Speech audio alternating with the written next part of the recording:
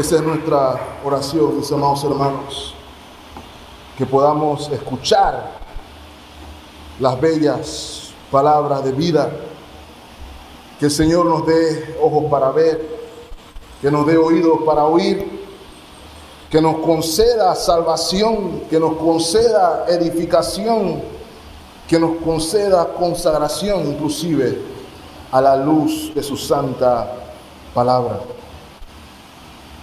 Mis amados hermanos,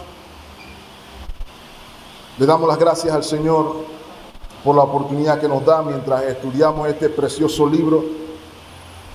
Rogamos estas cosas y pedimos siempre que los labios falibles de su servidor no sean impedimento para su palabra infalible. Es mi oración en Cristo Jesús.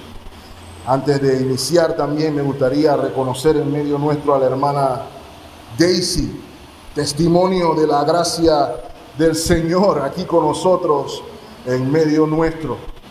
Dios es bueno, siempre, hermanos. Es por eso que Él es digno. Y quisiera que observáramos, hermanos, que una de las cosas predominantes en el libro de Apocalipsis, como hablamos la semana pasada, es la adoración. Como les mencioné, es algo que vamos a ver a lo largo de la epístola como un tema recurrente, principalmente en el trono de Dios, donde, como leímos, hay continua adoración todo el tiempo. Y esto es relevante para nosotros, mis amados hermanos, porque en lo que vamos a ver hoy hay un fundamento impresionante para entender nuestra adoración. Alguien dijo en una ocasión, la adoración implica el reconocimiento de la grandeza de aquel que es adorado. No hay verdadera adoración si no se reconoce correctamente el objeto de la misma. Y sin duda alguna, nuestro caso es indiscutiblemente la adoración al único Dios verdadero. Por ejemplo, Jeremías capítulo 9, versículos 23 y 24, el profeta le recuerda al pueblo de Dios dónde debe estar su enfoque. Y dice el versículo 23, así dijo Jehová, no se alabe el sabio en su sabiduría, ni en su valentía se alabe el valiente, ni el rico se alabe en sus riquezas. Y aquí se nos permite observar el marco de visión humano, la perspectiva humana. Tendemos a valorar las cosas en términos de si hay plata, si hay coraje, si hay inteligencia.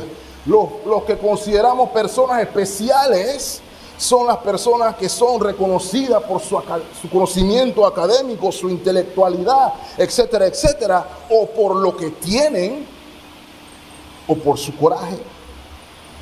Pero el énfasis que hace el Señor mediante el profeta es el siguiente, versículo 24. Mas alábese en esto el que se hubiere de alabar, si hubiera motivo de alabanza, en entenderme y conocerme que yo soy Jehová, que hago misericordia, juicio y justicia en la tierra, porque estas cosas quiero, dice Jehová.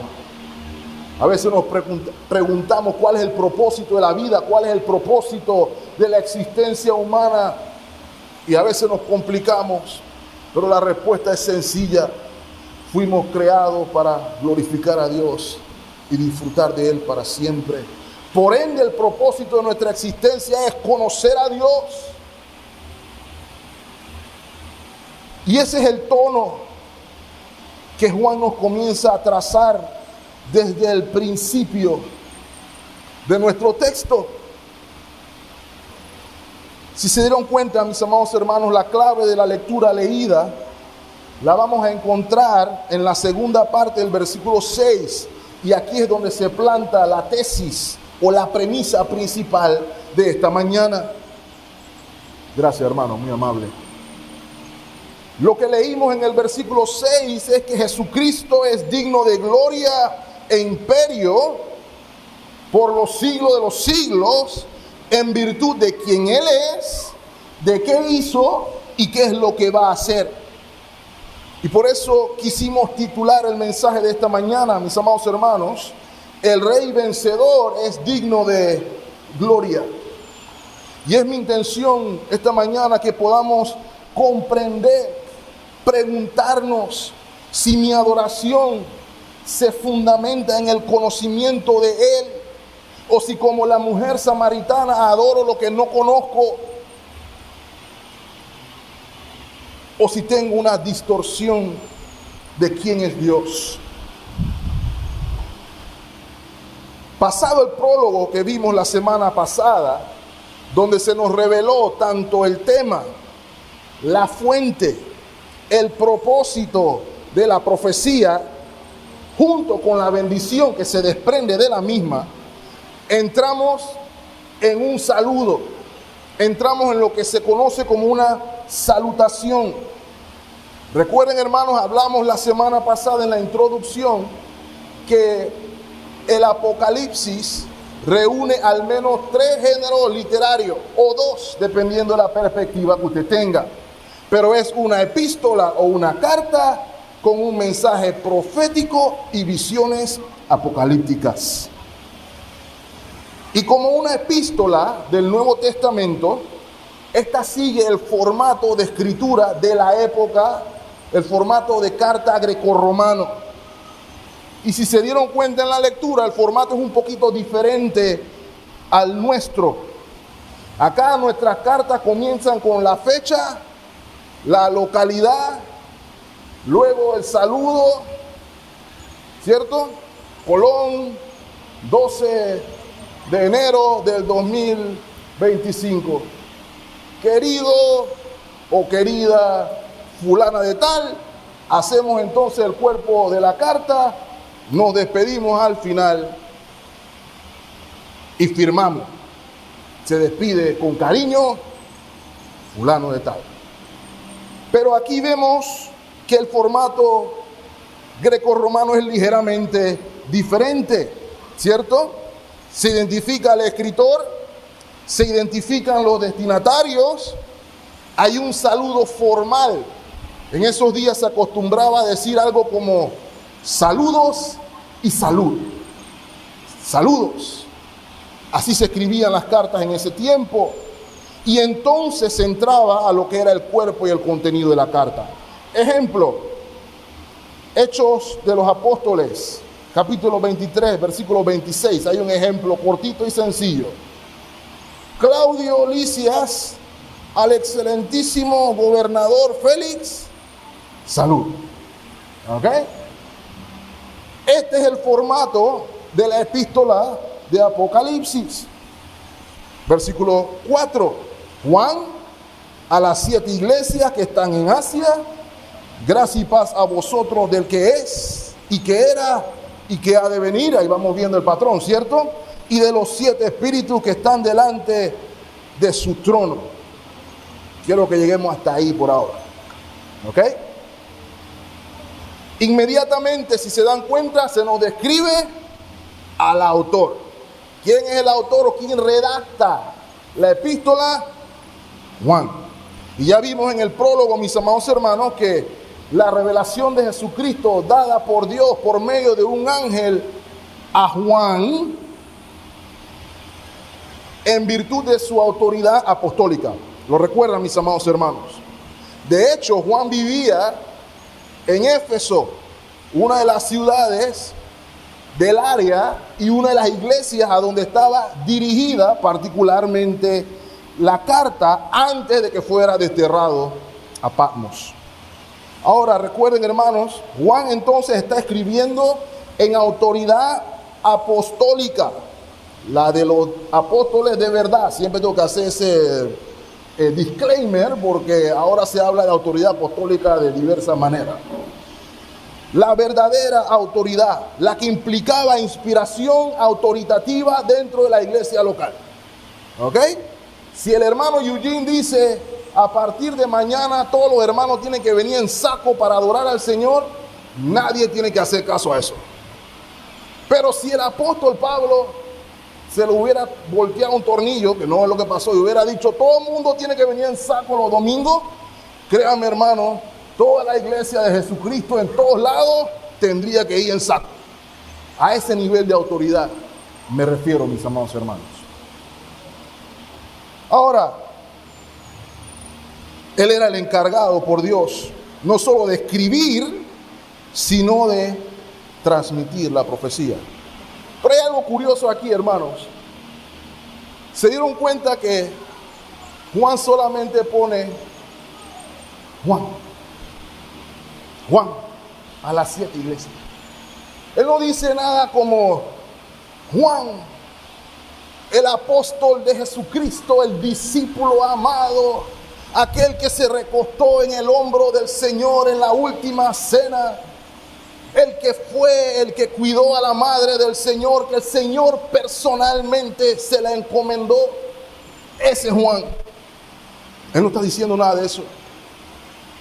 ¿Y saben por qué no lo estaba diciendo, mis amados hermanos? Porque no necesitaba hacerlo, porque esta introducción nos revela qué tan conocido era el ministerio apostólico de Juan en toda Asia. Cuando Juan escribió y dijo Juan, todo el mundo sabía que Juan era.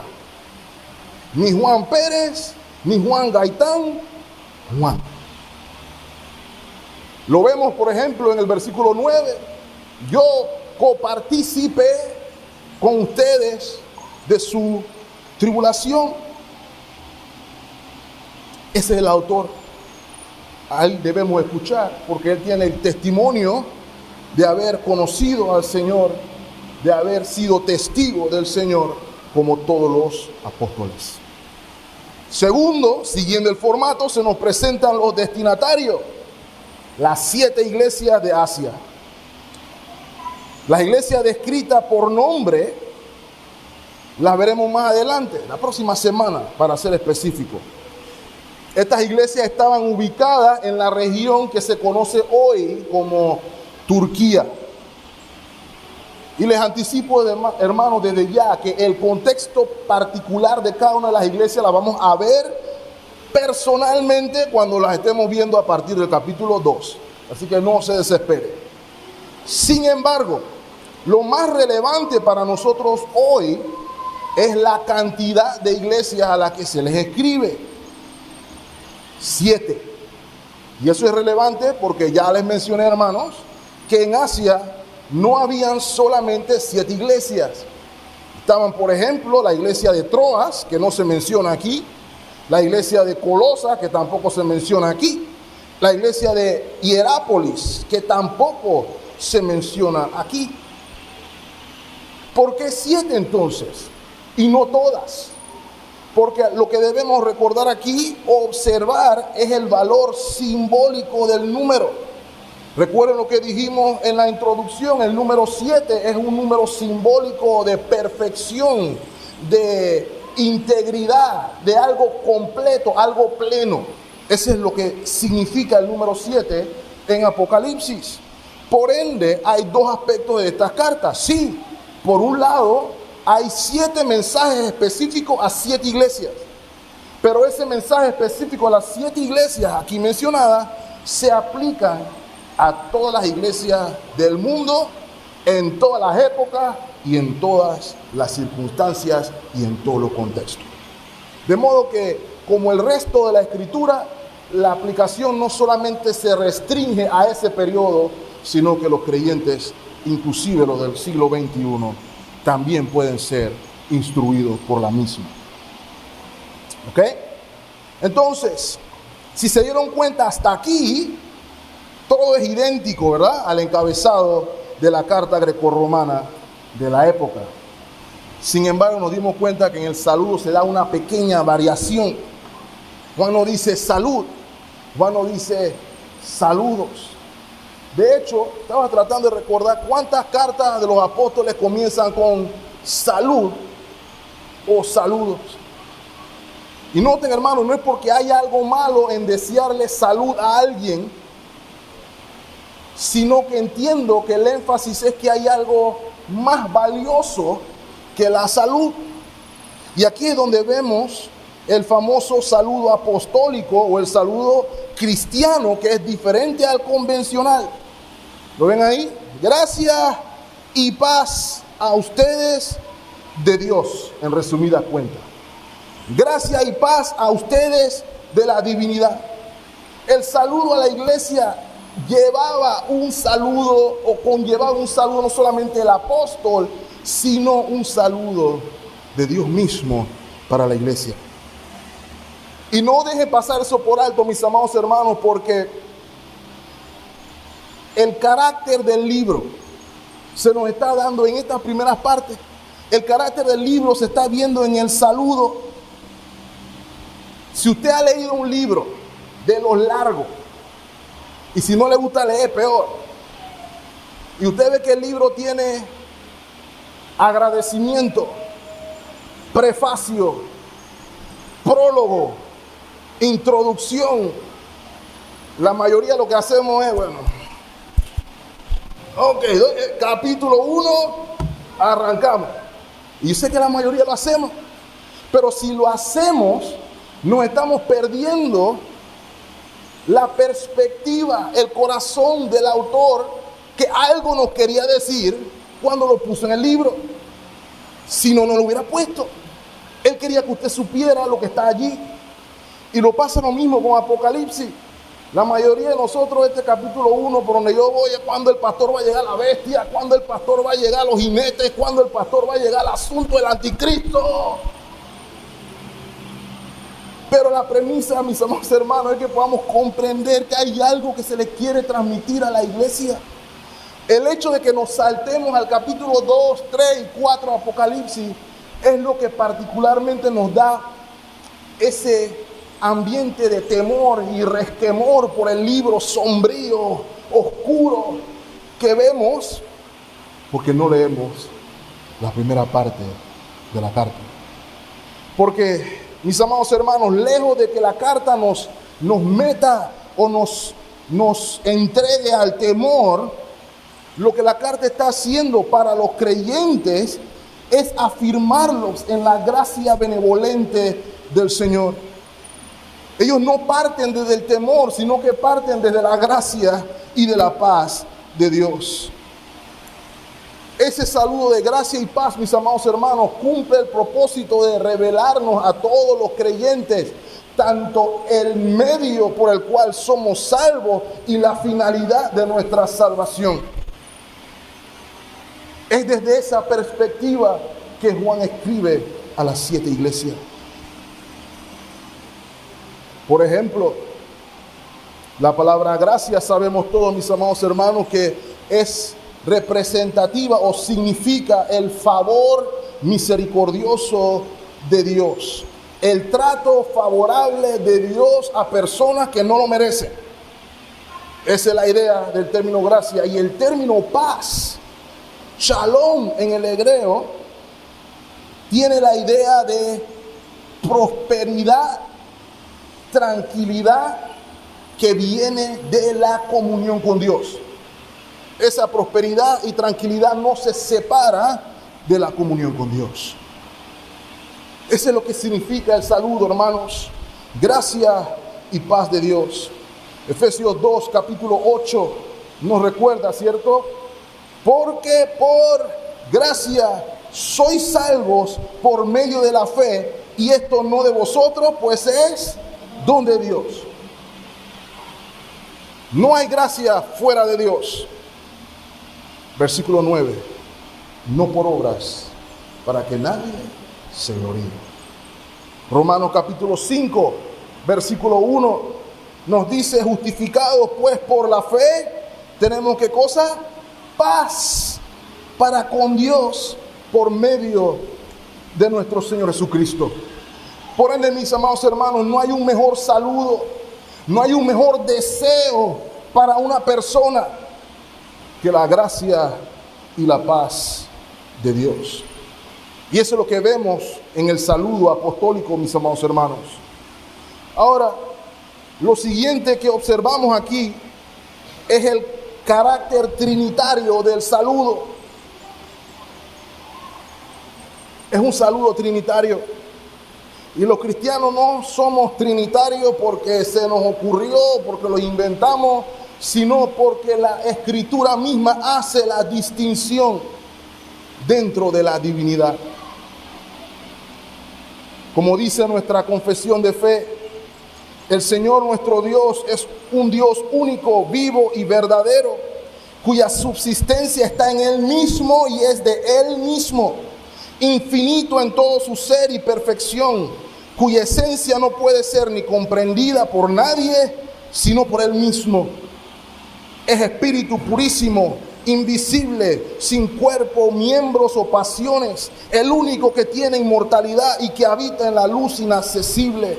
Es inmutable, inmenso, eterno, inescrutable, todopoderoso, infinito en todos los sentidos, santísimo, sapientísimo, libérrimo, absoluto, que hace todas las cosas según el consejo de su inmutable y justísima voluntad.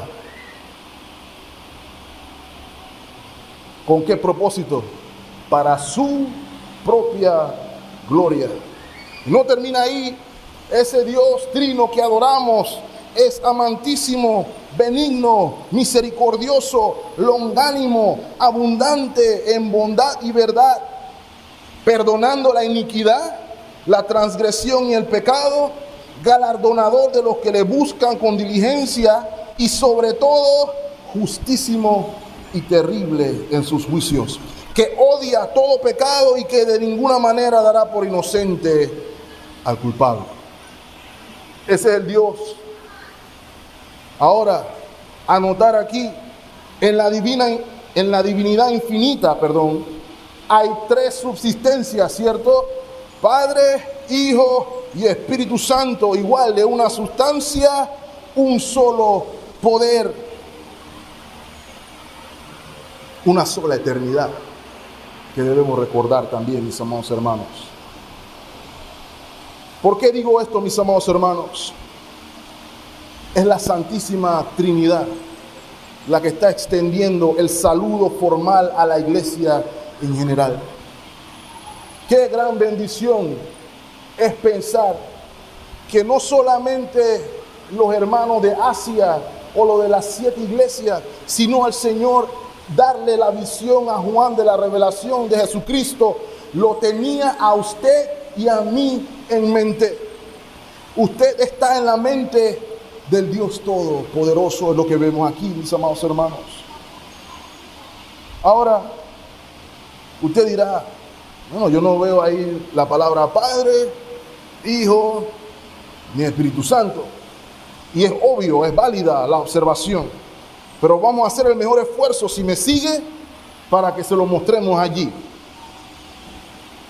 La segunda persona de la Trinidad no necesita más explicación, ¿cierto? La vemos clarito ahí en el versículo 5. El Señor Jesucristo. No hay que buscar más. Si estuviéramos buscando a Waldo en un libro de figuritas, nada más nos falta encontrar 2 más. La primera y la segunda persona de la Trinidad la vemos en el versículo 4.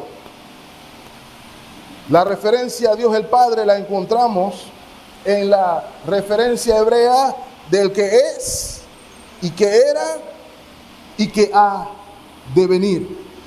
Aquí vemos al Padre, la primera persona de la Trinidad. ¿Cómo lo sé? Porque el mismo Juan nos lo dice.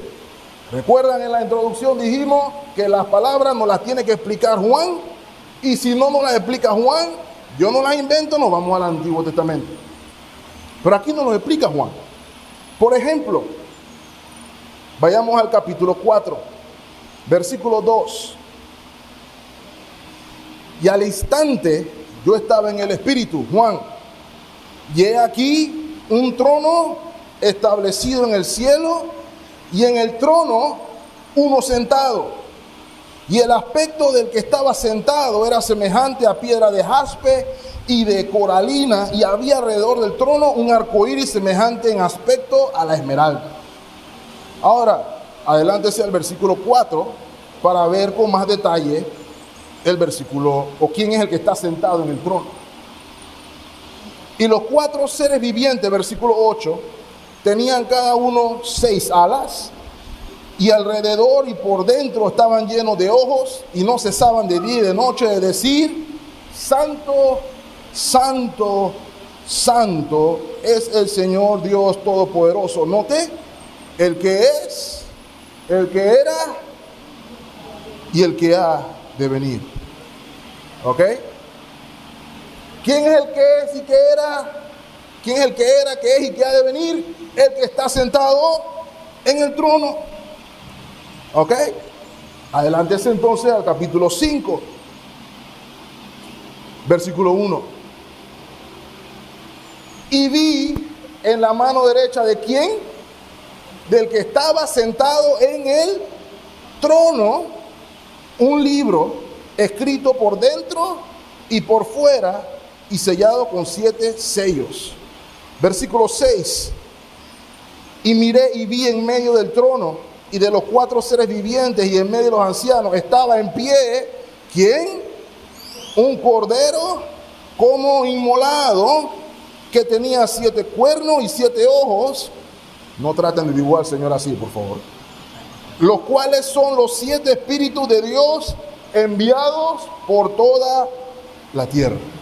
De modo que el que era, el que es y que ha de venir estaba sentado en el trono, y el cordero, que es obviamente referente a nuestro Señor Jesucristo, estaba ahí, ¿cierto? Miren lo que dice el versículo 7. Ese cordero tomó el libro de la mano derecha del que estaba sentado en el trono. Entonces ya vemos la figura del Padre y la figura del Hijo. Ahora, lo más cercano que vemos a espíritu por ahí es que se mencionan 7 espíritus.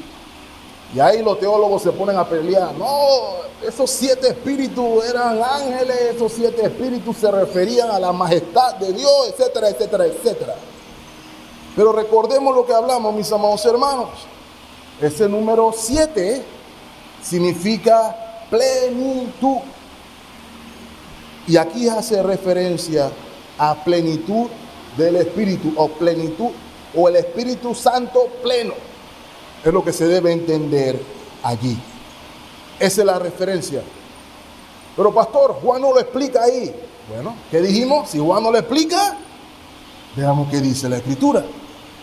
Esto es importante, hermano, porque la salvación es trinitaria. Si yo no adoro al Dios que se reveló en la Escritura, no estoy adorando al único Dios verdadero. Zacarías, capítulo 4, versículos 2 al 6. Y vamos a un punto aquí. Y me dijo, este es un ángel narrándole, igual que con Daniel, igual que con Juan, ayudándole a entender la revelación. ¿Qué ves? Y respondí, he mirado y he aquí un candelabro todo de oro con un depósito encima, y sus 7 lámparas encima del candelabro, y 7 tubos para las lámparas que están encima de él. ¿Cuál es el número clave aquí? 7. Versículo 3. Y junto a él 2 olivos, el uno a la derecha del depósito y el otro a su izquierda. 4. Proseguí y hablé diciendo a aquel ángel que hablaba conmigo, ¿qué es esto, Señor mío? Y el ángel le va a responder, ¿no sabes qué es esto? Y él dijo, no, Señor mío. ¿Cuál es la respuesta, mis amados hermanos?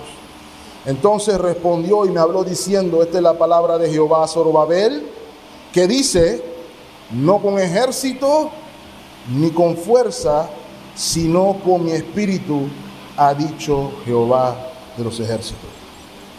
¿Qué se nos está diciendo aquí? Que la imagen que se le presentó a Zacarías era de la obra del pueblo de Dios en la luz iluminadora y capacitadora del Espíritu de Dios. ¿Ok? Esos 7 candelabros aquí representaban el Espíritu de Dios en plenitud de su obra. ¿Ok? Por ejemplo, volvamos a nuestro texto en Apocalipsis 4:5. Y del trono salían relámpagos y truenos y voces, y delante del trono ardían, ¿cuántas lámparas? 7 lámparas de fuego, las cuales son los 7 espíritus de Dios. Entonces, esos espíritus de Dios son las 7 lámparas de fuego, las mismas 7 lámparas de fuego que vio Zacarías, el Espíritu Santo. Y somos recordados también, mis amados hermanos, nuestro Señor Jesucristo iba a hacer la obra de redención en el poder del Espíritu Santo. Isaías 11:2 nos recuerda: y reposará sobre el Espíritu sobre él, el Mesías, el Espíritu de Jehová, Espíritu de sabiduría y de inteligencia, Espíritu de consejo y de poder, Espíritu de conocimiento y de temor de Jehová. Entonces, mis amados hermanos, el saludo es trinitario. Vemos la figura del Padre, yo soy, el Hijo y el Espíritu Santo. Ese es el Dios todopoderoso, el único Dios verdadero.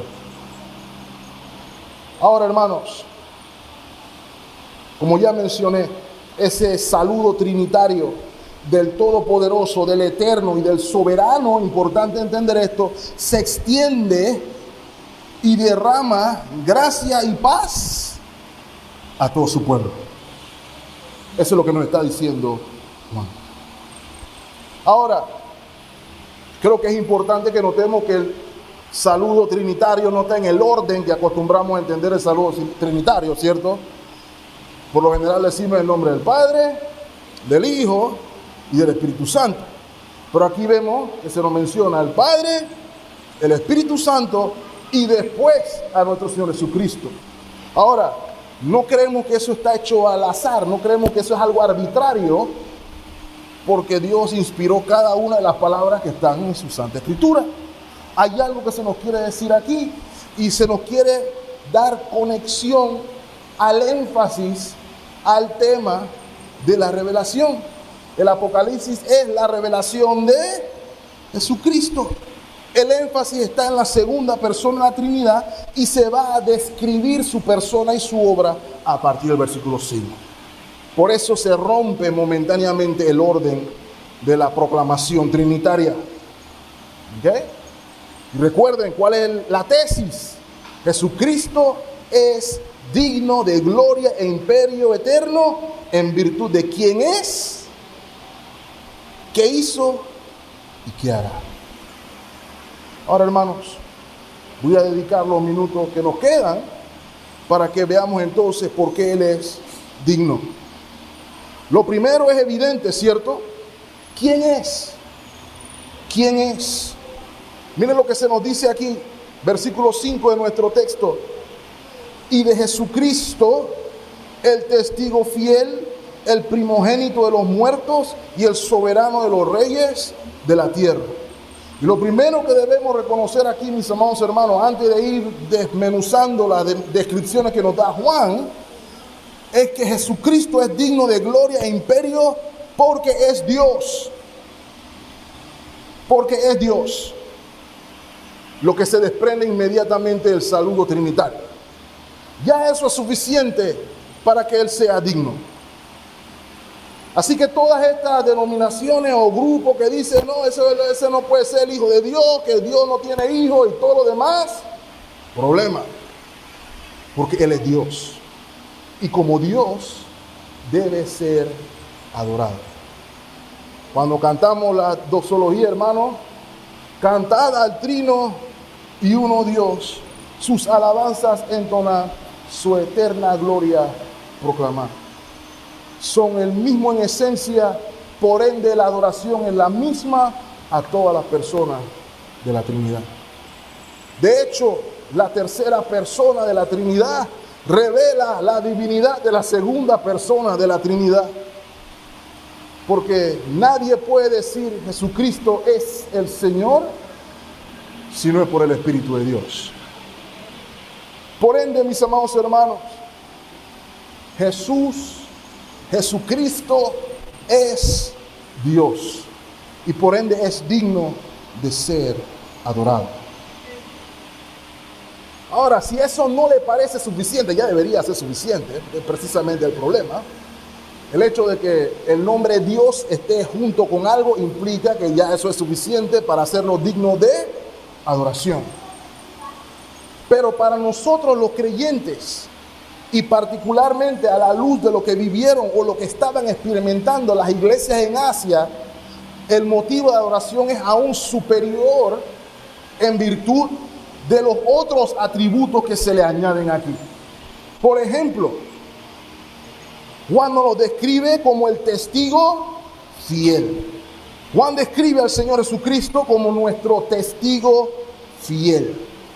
Y eso tiene tres implicaciones. Brevemente, hermano, la primera es que esta representación de Jesucristo es el cumplimiento de la promesa hecha por Dios a su pueblo de enviar un redentor, un rey cuyo gobierno no tendrá fin, en seguimiento a lo que nos recordó el hermano Carlos hace algunas semanas.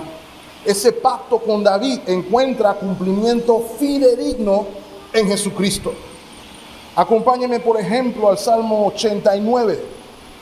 Salmo 89, versículo 36. Este es un salmo mesiánico, particularmente desde el versículo 19, donde el mismo David dice que el Señor le habló en visión acerca del Mesías venidero. Miren lo que dice en el versículo 36. Su descendencia será para siempre y su trono como el sol delante de mí, y como la luna será firme para siempre. Y como qué cosa, hermano, como un testigo fiel en el cielo. Obviamente eso no era David, obviamente ese no era Salomón, y mucho menos los demás reyes que sabíamos nosotros cómo les fue. ¿Ok? Las promesas hechas por Dios, no solamente a David, sino a todos los patriarcas, encuentran su cumplimiento en Cristo, y Él testifica de la fidelidad de Dios. Es lo que se nos está recordando aquí. Importante para los creyentes, porque a veces decimos Dios es fiel, pero a la hora de aplicar ese concepto de que Dios es fiel, por alguna razón dudamos. Más amados hermanos, no hay nada más seguro en el universo entero que la palabra de Dios. Séquese la hierba, marchítese la flor, la palabra del Dios verdadero permanece para siempre. Si Dios prometió, Él cumplirá. No hay duda alguna. La duda es porque usted quiere, si quiere. Eso es lo que se nos revela aquí. Lo segundo que también nos revela el término, nos habla del oficio de nuestro Señor Jesucristo como profeta de Dios, aquel que transmite, proclama con fidelidad la palabra de Dios. Ese es el oficio de nuestro Señor Jesucristo también, fidedigno. Por ejemplo, Proverbios capítulo 14, versículo 5 dice: el testigo verdadero no mentirá, mas el testigo falso hablará mentiras. Y el pueblo de Dios tiene que saber distinguir entre los falsos profetas y el fiel profeta del Señor. Una de las características del falso profeta es que él habla de parte de Dios y lo que dice de parte de Dios no se cumple. Ya si usted sabe, es el falso profeta. ¿Por qué, mis amados hermanos? Porque nuestro Señor Jesucristo, Él es el camino, note, la verdad y la vida. No hay atisbo de duda o confusión en su mensaje profético. Y lo tercero, y probablemente lo más significativo aquí, que ese término que se traduce testigo es de donde viene la palabra en castellano mártir. ¿Y qué nos está diciendo eso, hermanos?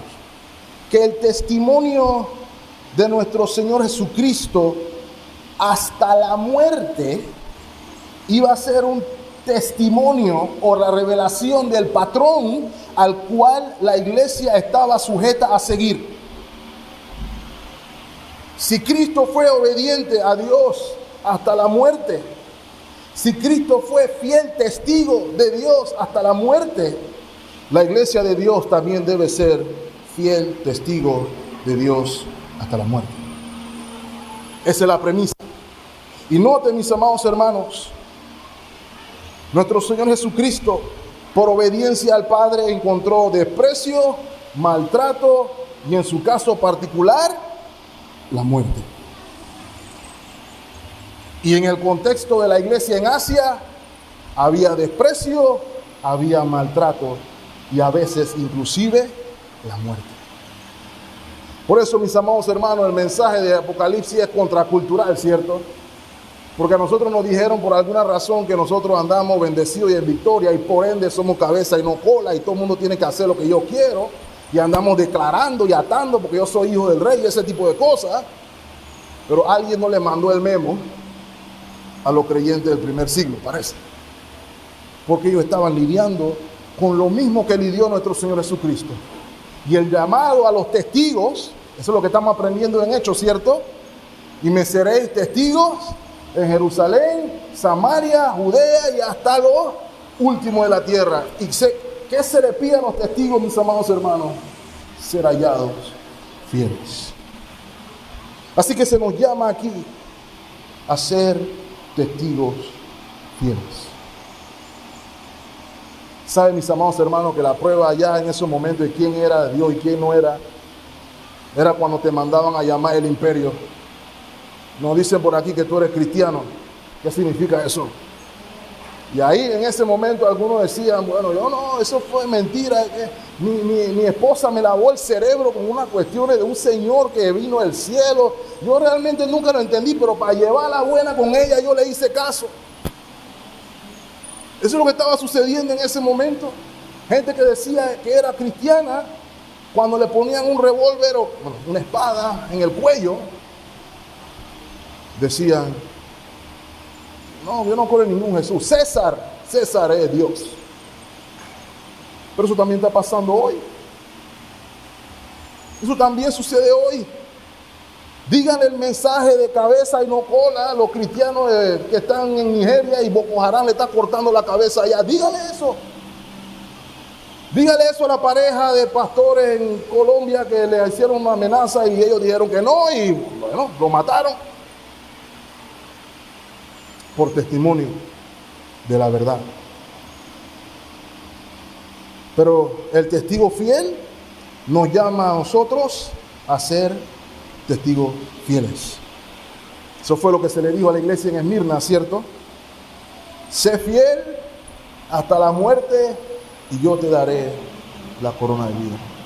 ¿Pues saben qué no pude evitar pensar, mis amados hermanos? Yo puedo entender o cuestionar la fidelidad de alguien cuando está en una situación de peligro extremo. Si yo les pongo un revólver en la cabeza y les digo que nieguen a Cristo, no justifica, pero hay un peligro mortal real enfrente de la persona. La pregunta es, ¿qué hay de aquello que no tenemos ese peligro mortal en nuestras cabezas? ¿Y por qué no somos fieles al testimonio que tenemos que dar? Es la pregunta que surge automáticamente, ¿cierto? Porque como testigos estamos llamados a fielmente proclamar la verdad. El mundo no nos va a amar, por aquí nadie lo están persiguiendo. Nuestra lucha por fidelidad va a ser, bueno, voy a ver si voy hoy a la iglesia. A eso se refiere nuestra fidelidad hoy. Voy a ver si de repente voy a dar una vuelta para ver qué están haciendo por allá. En esos términos se discute nuestra fidelidad a Dios. Si ese fuera el caso, mis amados hermanos, imagínense si estuviéramos bajo persecución. El testigo fiel nos llama a ser testigos fieles. En segunda instancia, se describe al Señor como el primogénito de los muertos. Y esta es precisamente una referencia al testimonio fiel de nuestro Señor Jesucristo. La victoria del Señor sobre la muerte en la cruz del Calvario. Fue exaltado por Dios a lo sumo. Se le dio un nombre que es sobre todo nombre, ante el cual toda rodilla se doblará y toda lengua confesará que Jesucristo es Señor. Con la victoria de Cristo sobre la muerte, mis amados hermanos, en la resurrección, el último enemigo fue vencido, como dijo el apóstol Pablo. Y esto es relevante para toda la iglesia, porque mis amados hermanos, en Cristo usted y yo tenemos la certeza de la victoria sobre la muerte y sobre el pecado también. Y el hecho de que Él sea el primogénito de entre muchos hermanos indica que hay muchos hermanos que vienen detrás. Y esto es relevante, hermano, porque los creyentes estaban expuestos a la muerte por amor a Dios, por obediencia a Dios, por el Evangelio. Pero el Señor se le revela: yo soy el testigo fiel, yo soy el primogénito de los muertos. 1 Corintios capítulo 15, versículo 20. Mas ahora Cristo ha resucitado de los muertos, note, primicias, primero de los que durmieron es hecho. Porque por cuanto la muerte entró por un hombre, también por un hombre, ¿qué entró, hermanos? La resurrección de los muertos. Porque así como en Adán todos mueren, también en Cristo todos serán vivificados. Pero cada uno en su orden. Cristo, las primicias, y luego los que son de Cristo en su venida. Esa era la esperanza que debían entender los hermanos en Asia. Mis amados hermanos, el mismo principio aplica. Al igual que la muerte de Cristo aparentaba ser derrota en términos humanos, la gente del Sanedrín pensaba que había ganado. La gente de Roma pensaban que habían roto la rebelión, digámoslo así. Eso que aparentaba ser derrota realmente fue victoria. Y lo mismo se aplica a nosotros, mis amados hermanos. Todo martirio, todo sufrimiento que esté ligado a la obra de Cristo, la obediencia a su palabra, parecerá derrota hasta para nosotros mismos en un momento, pero nunca se confunda, hermano, en Cristo hay una esperanza de victoria gloriosa.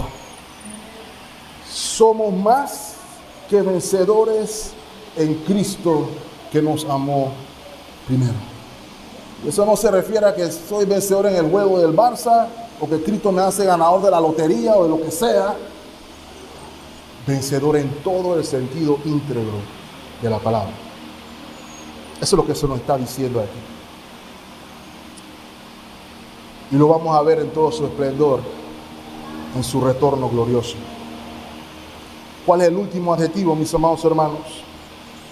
Se nos dice aquí que Él es el soberano de los reyes de la tierra. Y entonces nosotros sabemos eso, decimos Dios es soberano, el rey gobierna, Él es el rey. Pero es importante que entendamos, hermanos, esta carta es bien intencional, porque cuando estamos bajo opresión, cuando las cosas en el mundo se ven terribles, cuando las cosas en el mundo se ven mal, hay temor, hay depresión, hay ansiedad, en todos los sentidos. Y es lo que estaba sucediendo con la iglesia, mis amados hermanos. Roma era el gobierno opresor desde nuestra perspectiva. No había estabilidad, había inseguridad, había temor, había duda. Porque en momentos de dificultad, hermanos, lo menos que queremos hacer es ser fieles, ¿cierto? Estamos tentados a ser infieles, precisamente. Por eso este mensaje es relevante para la iglesia hoy. En estos días nada más, hermanos, considerémoslo un momento. Lo que fue el 10 de enero, estaba medio mundo en su teléfono, en internet, en televisión, esperando a ver qué era lo que iba a pasar en Venezuela. Por un lado estaban la mayoría, por lo que entiendo, pensando que alguien iba a agarrar a ese hombre, le iba a hacer una llave, Nelson, lo iba a sacar de ahí. Algunos estaban pensando que iba a llegar un equipo SWAT y que le iban a meter 2 pepinazos. La gente en redes diciendo, ese señor hay que ir a matarlo. Todo ese discurso se escuchaba. Pero lo que Juan le estaba diciendo a la iglesia, hermano, independientemente de nuestras circunstancias, ya sea que tengamos un gobierno tirano, ya sea que no lo podamos sacar, ya sea que tengamos un gobernante benevolente, la realidad inalterable es que el cielo gobierna, que Él es gobernante sobre toda la creación, que Él es el que pone y quita reyes, y eso implica que pone hasta los que no nos gustan y quita hasta los que nos gustan, porque Él es soberano. Pregúntenlo a los israelitas, ellos lo vivieron en carne propia. Pero es un recordatorio, hermanos, de que sin importar nuestras circunstancias, que podamos estar sintiendo, que podamos estar sufriendo, Dios sabe y Él está en control de todas las cosas, genuinamente.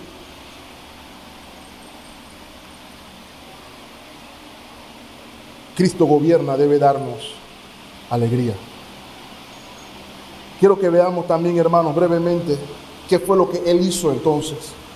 Ya nos hemos enfocado en lo que Él es y lo que hizo es lo que continúa.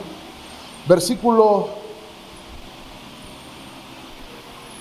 5 y 6. Al que nos amó y nos lavó de nuestros pecados por su sangre, con su sangre, y nos hizo reyes y sacerdotes para Dios, su Padre. Aquí vemos también la distinción trinitaria, ¿cierto? Pero ¿qué quiero poner su atención, mis amados hermanos? Aquí hay 2 aspectos de nuestra salvación, ¿cierto? El primer aspecto es lo que su obra obtuvo para nosotros al librarnos de las consecuencias de nuestro pecado, ¿cierto? Que dice aquí que Él nos amó y en virtud de ese amor nos lavó de nuestros pecados con su sangre. Ahora, hermanos, ¿saben por qué ese pasaje no siempre nos llega como nos debería llegar? Siendo honestos, mis amados hermanos, la única razón que encuentro es porque nosotros tenemos un más alto concepto de nosotros mismos del que debemos tener. Porque si usted y yo consideramos o nos hacemos la sencilla pregunta, ¿por qué nos amó? Hagámonos esa pregunta un momento, hermanos. ¿Por qué nos amó? Y algunos de nosotros pensaremos, bueno, yo fui buena gente, yo vengo de un hogar cristiano y yo hago cosas productivas, soy una persona de bien en la sociedad, etcétera, etcétera, etcétera. La respuesta es que no fue por eso. Si usted y yo comprendemos que no había nada que amar en nosotros cuando el Señor nos amó, entonces entendemos mejor el Evangelio, hermanos. Piense dónde estábamos. Piense dónde nos sacó el Señor. ¿Qué estábamos haciendo el día que vio la luz? Y si hacemos esa ligera reflexión, nos damos cuenta de que no puede ser algo bueno que hubiera en mí, sino que por su gracia manifestó ese amor. Y aquí vemos el ejemplo del verdadero amor, hermano, ¿cierto? Por aquí no se nos describe al Señor teniendo cosquillitas en el estómago. Oh, qué lindo el hermano, cómo lo quiero. Tengo que tener comunión con Él. Eso no es lo que se describe allí. Y nos permite a nosotros entender el patrón del verdadero amor, mis amados hermanos. Porque se nos dice aquí que nos amó. ¿Cómo? Lavándonos con su sangre. ¿Cómo nos amó, mis amados hermanos? Entregando su vida por usted y por mí. Y aquí tenemos el patrón del verdadero amor, ¿verdad? Esposos, amen a su esposa. No, yo amo a mi esposa, Señor. Seguro. No, yo llego a la casa, yo la atiendo, le doy un besito en el cachete, un besito en la boca, un besito en la frente.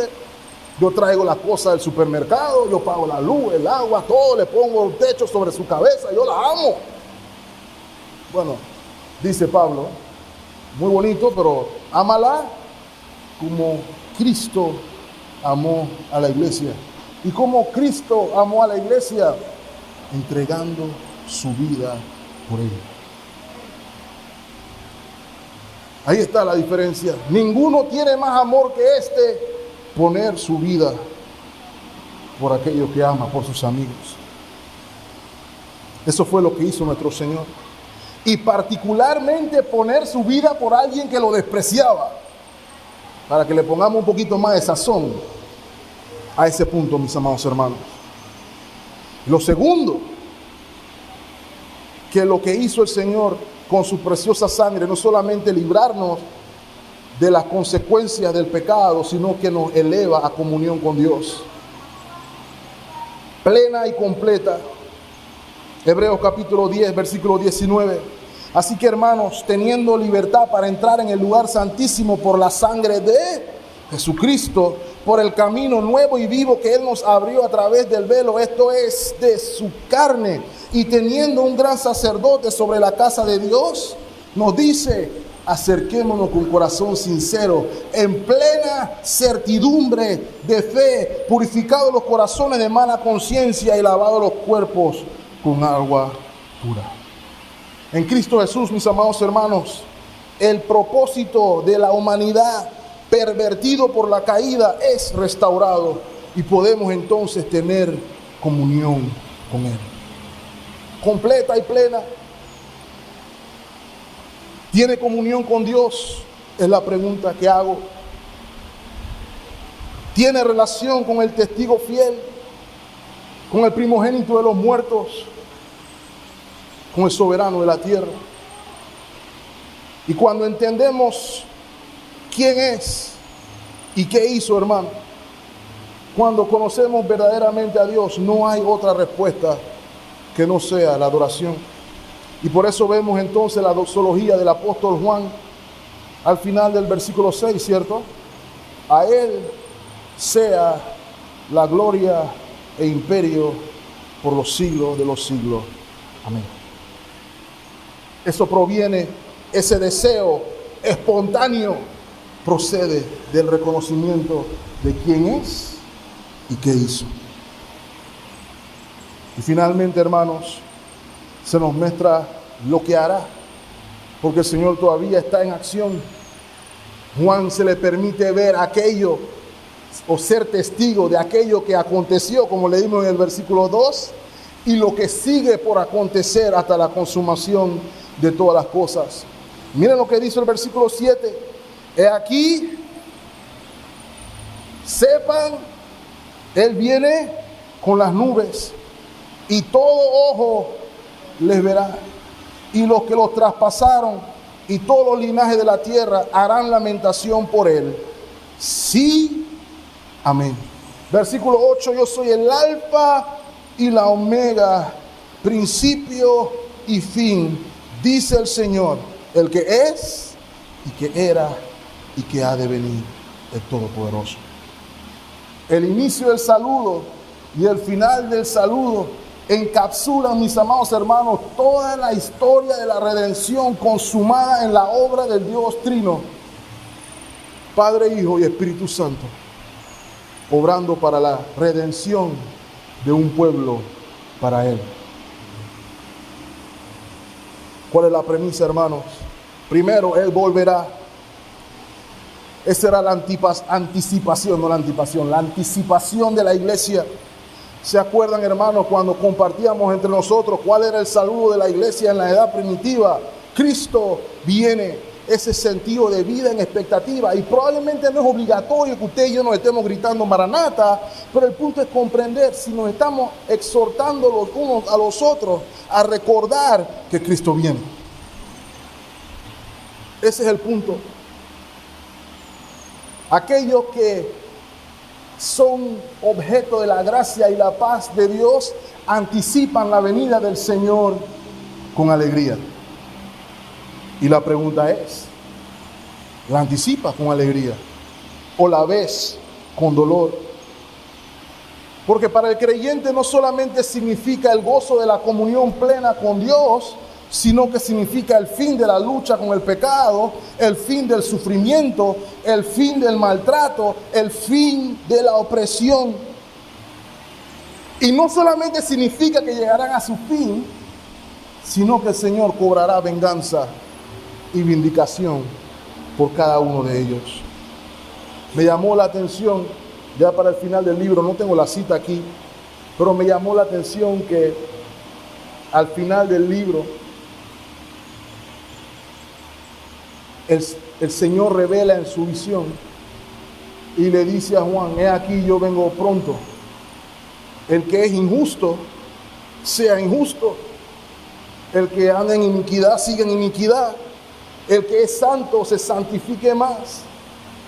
¿Por qué el Señor está haciendo esta distinción, hermano? Porque su venida es tan certera y la recompensa de cada quien, que si ignoramos el mensaje del Evangelio, no pensemos que no va a pasar nada.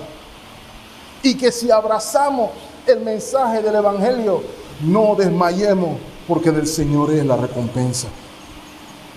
¿Por qué?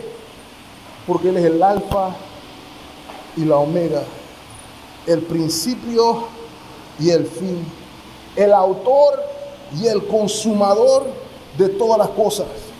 ¿Me escucharon, hermano?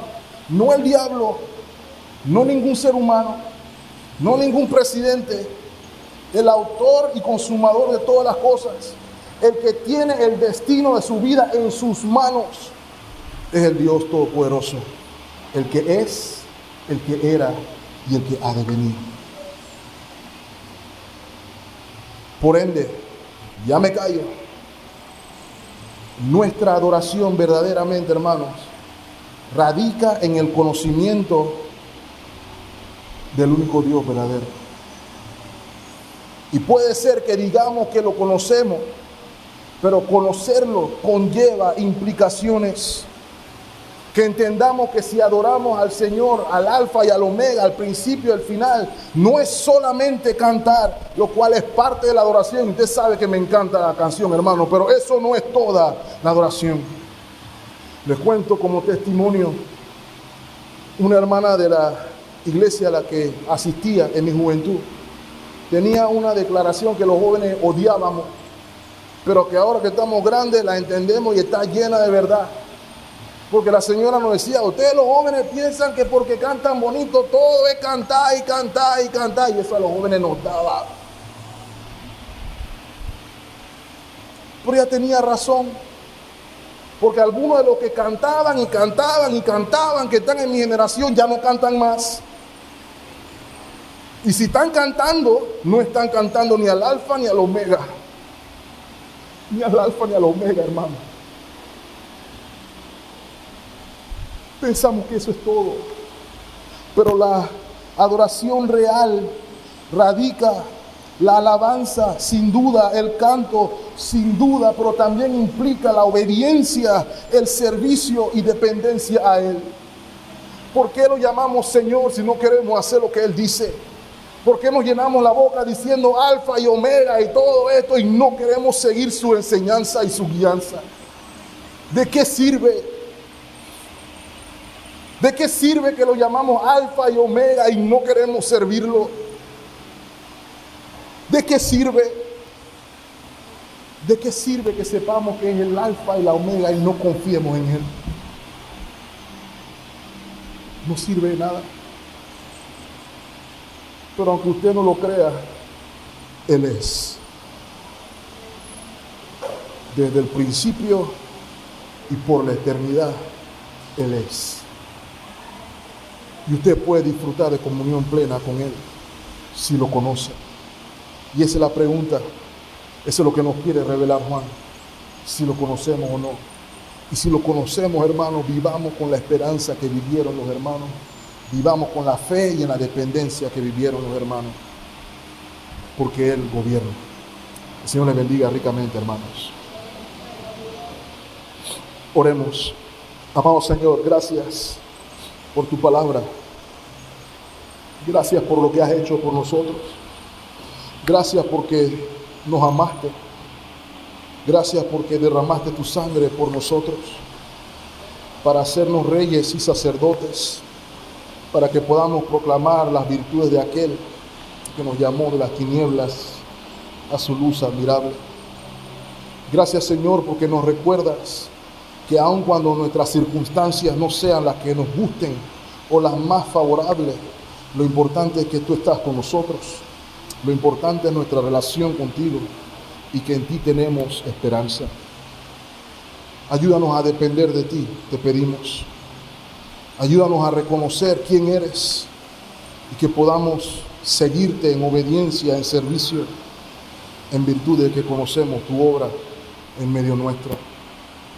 Te pedimos, Señor, que en medio de las circunstancias que vivimos, la subida y bajada de gobiernos